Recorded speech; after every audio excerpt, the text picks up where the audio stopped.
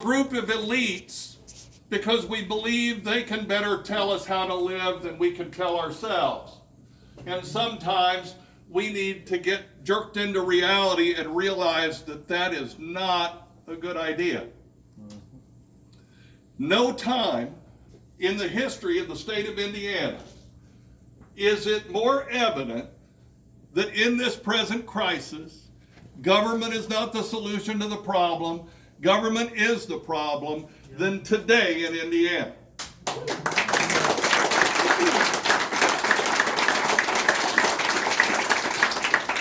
And folks, we don't have just one crisis. Before we had the health crisis of this virus, we were told that there was an opioid crisis. You know what? There's still an opioid crisis. Yeah.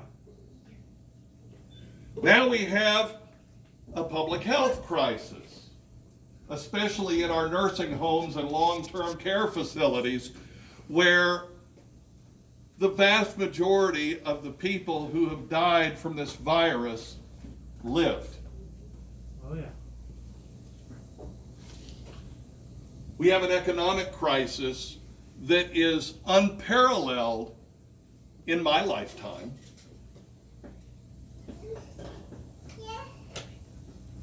We have an education crisis. And if you don't think we have an education crisis, let me just tell you, in my opinion, our children are being used as pawns in a chess game between government and the Indiana State Teachers Association, and it's time it stopped.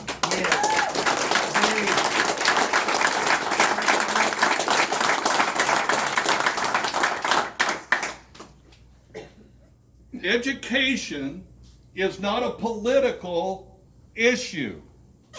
Our children are the single most important natural resource in Indiana. It's not corn, it's not soybeans, it's not coal, it's our kids. And we are doing them a disservice because we are letting big government run the show. We need to get education back in the hands of local school boards, local school districts, parent-teacher associations. We need to get education local again. It is a crisis of government when a governor cannot get along with the state superintendent of public instruction who was elected by the people. So he goes to the General Assembly and says, I want this position converted from a elected position to one I can appoint so I can get them to do what I want. That's a crisis, folks, and we need to fix it. If you have kids, how your child is educated should be your choice, not theirs.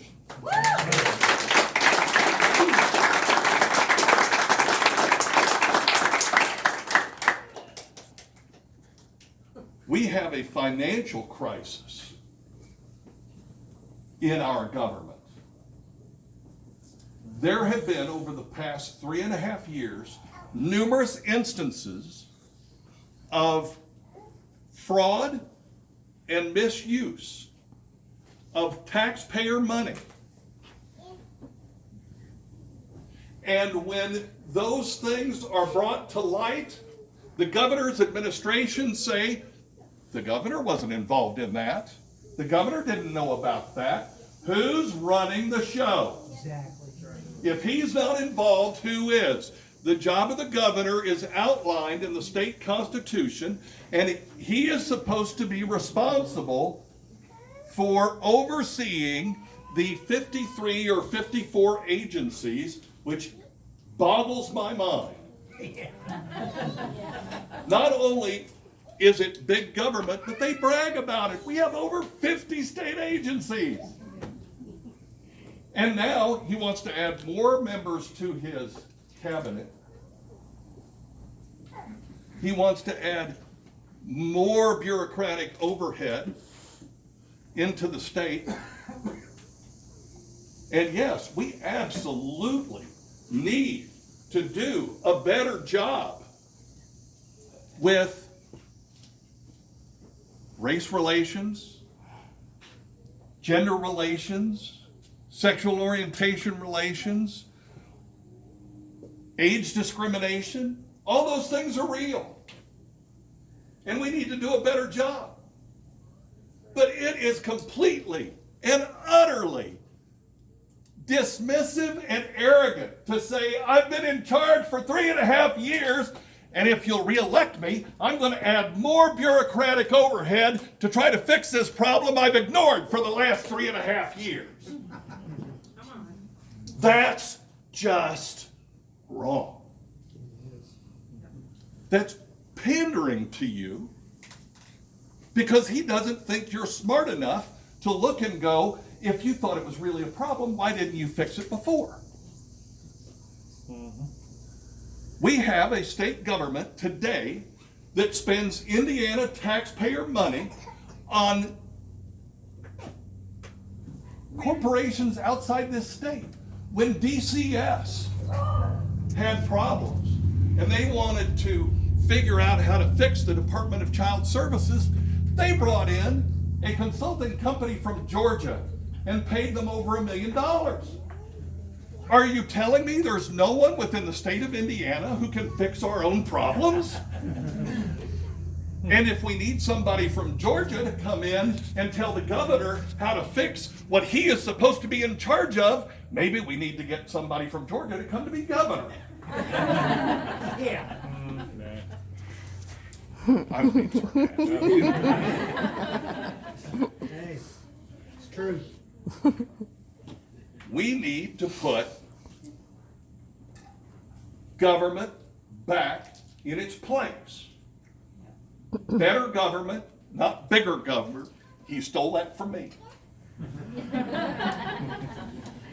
We need to start going in and looking at what's going on, the money that's spent, how it's spent, where it's spent, and as my wife tells me, we've got to cut back a little bit.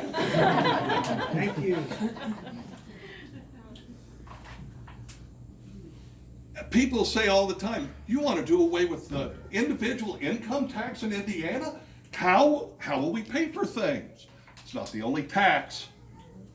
And there are 9 other states in the United States of America who have no individual income tax, and they're getting along okay. Yep. Look at Texas. But what about you want to get rid of the personal property tax on your individual, your personal residence? How will we pay for schools? 60% of the current state budget is allocated for education. And we collect property taxes on top of that. But not all the property taxes are personal property taxes on your primary residence. Some of that is business, corporate. I'm just talking about eliminating the personal property tax on your primary residence, because last time I checked, if you have to pay for the right to keep it, which is what property taxes are, right? Because if you don't pay your property taxes, what do? They take your land. It's called asset forfeiture, and it's wrong. I believe that it is wrong, and we need to eliminate it. There are too many Hoosiers today who built their forever home 20, 25, 30 years ago, raised their kids. Their kids go off to college. They get ready to retire, and they go and they find out, oh crap, we're going to have to sell our home and downsize because we can't afford to pay our property taxes on a fixed income. Now, some of you might say, well, that's their own fault. No, that's the government's fault, because we shouldn't have to pay property taxes on our primary residence.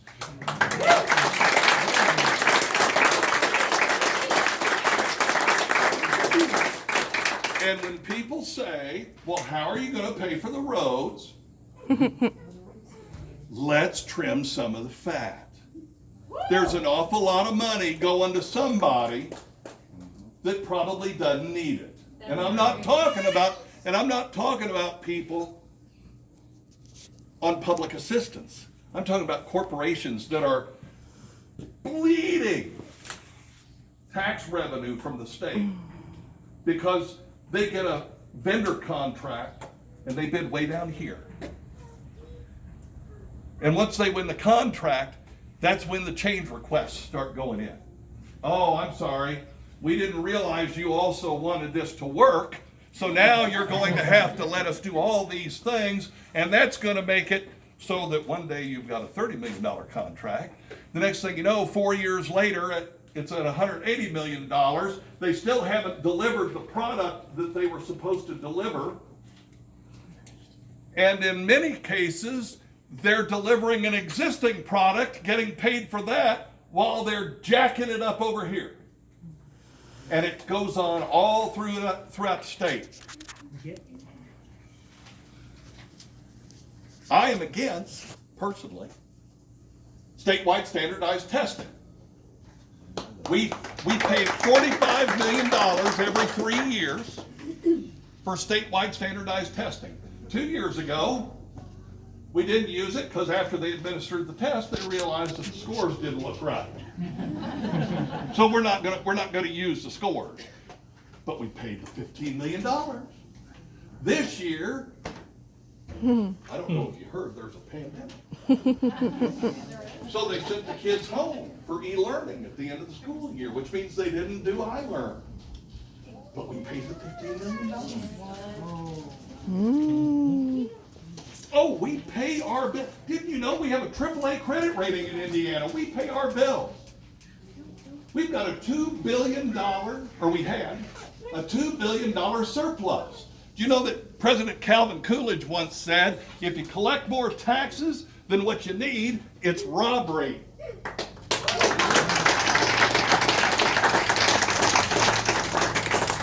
Now, I may have been dreaming, but I believe a few years ago, there was a governor named Daniels who actually sent checks back to us because they collected too much taxes from us. Does anybody else remember that? Definitely. I don't see Eric Holcomb offering to send you a check, but he put you out of work, closed your business, but he'll let the federal government send you some money. Because let's be honest, over 900,000 people have been put into unemployment since March 1st, and while we flattened the curve to make sure that the health systems weren't overburdened, we completely overburdened an unemployment insurance system that is obsolete, antiquated, understaffed, and could not deliver on its promise to the people of Indiana. That's right. And did they think about that before they shut everything down? No, because they're still getting paid. That's right. With your money. And I believe that's wrong. We can fix what's wrong in Indiana, and they'll tell you, oh no, everything's great. Indiana, we're doing great. We're so much better than Illinois. Abdul will tell you that's a really low bar right there. Hello, hello. Anytime somebody asks me, are you for building a wall? I go, yeah, just the other side of the Wabash,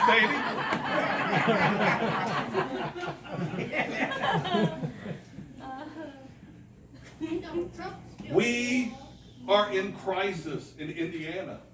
To act like we're not is dismissive of Hoosiers. Yeah, there are plenty of people who are able to stay home, work from home, still get paid, pay their bills, and that's fine. But not everybody was afforded that opportunity. And I believe it is section 23 of Article 1 of the Indiana State Constitution. It says that the General Assembly shall, and I'm going to summarize, I can't remember the exact words, I apologize. The Indiana General Assembly will not afford privileges or benefits to a citizen or group of citizens unless it is afforded to all citizens of the state of Indiana. Exactly. Which means the minute you utter the phrase essential and non-essential, I believe you're violating that section of the Indiana State Constitution. All Hoosiers are essential. And you cannot attack a crisis. You cannot do anything as government unless you do it by the words of the documents that limit your power. Whether that's the federal constitution, the state constitution. And looking at people and saying some businesses provide the necessities of life and others do not, shows you exactly what they think of average Hoosiers. Because every business within the state of Indiana provides the necessities of life to the people who work there and depend on that business for their living and to be able to feed their children and pay their bills, and to say anything else is completely and utterly dismissive. That's right. It is. I am just as important as you. None of us are quite as important as Abdul, but that's because he is Superman.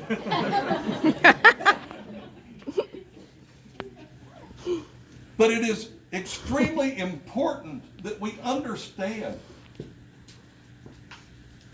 government's job is not to protect us from ourselves. That's right.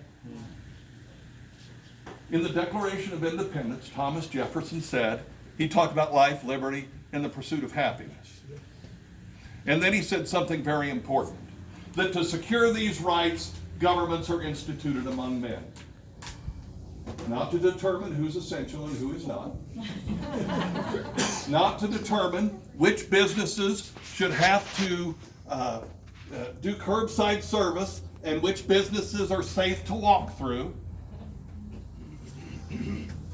Not to determine where your kids go to school. It's not government's job. It's your job. And I'm sorry, I believe that if you don't want to take care of yourself, that's on you. That's not on me. Exactly. Right. And the only reason when people, for example, let's take health insurance. By the way, not only am I against mask mandates, I'm against vaccine mandates. Hallelujah. I'm against mandating health insurance. And for those of you who really want to be shocked, I'm against mandatory seatbelt laws.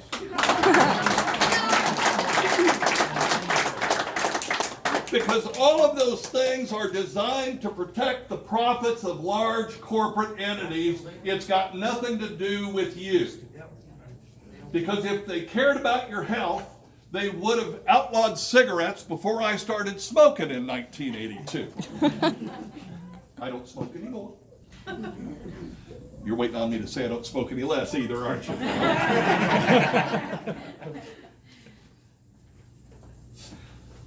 But it's not about public health. If it were about public health, 640,000 people a year die from heart disease. They'd have closed down the McDonald's so I couldn't buy a Big Mac. That's right. They don't care about your health. They care about somebody's profits. The profits of people who fund their campaigns. That's right. And so you don't have to worry about me because they're not going to give me any of their money because I talk like this. Which means I'm going to ask you for your money. Sam, am I good? There you go. Campaign manager. Don't forget to ask for money. Right? I need your support. I need your financial support because I don't get money from special interests, political action committees that hide donations from large corporate entities. Because that's the way what better way to launder money than to write the laws that make the money laundering legal? Exactly. What a load. So I need your financial support, obviously. But more importantly, I need your grassroots campaigning skills. I need you to tell 10 people, hey, Rainwater might be clinically insane, but he makes some sense. And you know what? He absolutely understands what's going on in the average Hoosier household. I'm going to tell you something you probably don't know. I had a really good job.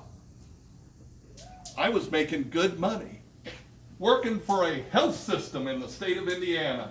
And right before the pandemic shut down, they reorganized.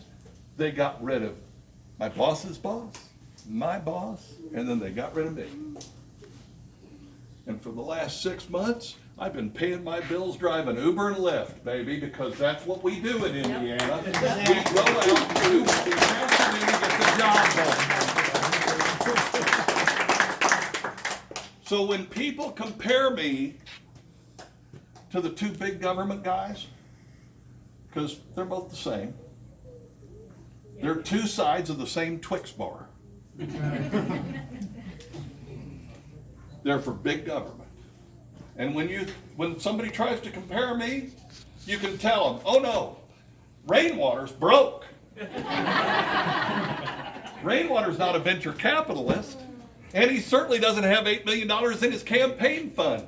He's just tired of the BS, and he wants to do the right thing and get us back on the right track.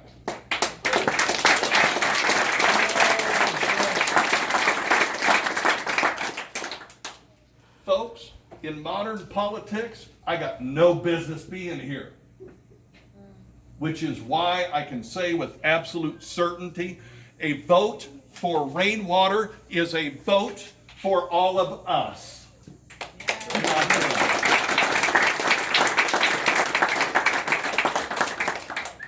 In the 14th Amendment, James Madison takes life, liberty, and the pursuit of happiness and adds property to it.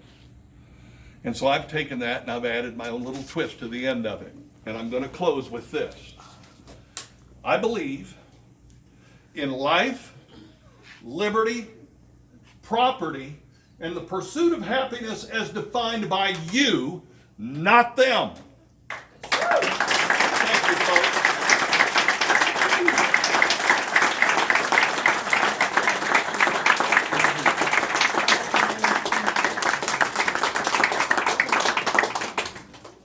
How about that guy?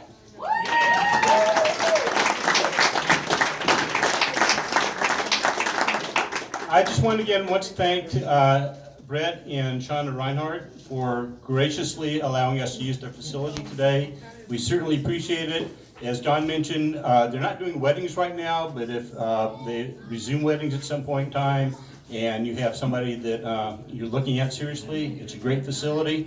If you have other kinds of parties, events that they're willing to help you with, please look them up and get them on your list of people to look at in the future for events. As Don mentioned, we don't have a lot of money in this campaign. As I mentioned earlier, we'd love to get more yard signs out to people. People have been badgering me on Facebook for bumper stickers now. We want to do radio spots. We want to do cable TV spots. We want to do an internet-based campaign here in the next 2 or 3 weeks because people are going to start voting in early October. We need money. There are contribution cards on most of these chairs. There's a whole bunch of them in my back pocket and on the table back there and over there. Please pick one up. Please pick up 5 of them.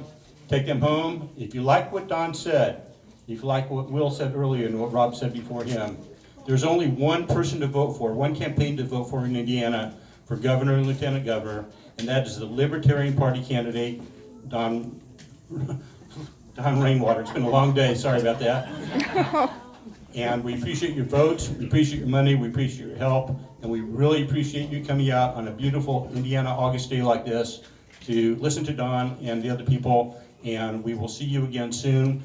Oh, by the way, the Indiana Debate Commission has scheduled 2 statewide debates. because the Libertarian Party has been on the ballot in Indiana since 1992. Our candidate automatically qualifies for any debate sponsored by the Indiana Debate Commission. So Don will debate at the WFYI studios from 7 to 8 p.m. No studio audience, but I encourage you guys to organize viewing parties from 7 to 8 p.m. on October 20th and October 27th. There will be hour-long debates with questions sent in to the Indiana Debate Commission on their website. I don't know if they're doing them yet, but you can send in your questions. And debate rules are pretty clear. Each candidate's going to get an opening speech. There'll be questions from the moderator derived from those being sent in to the stations, and then a closing statement.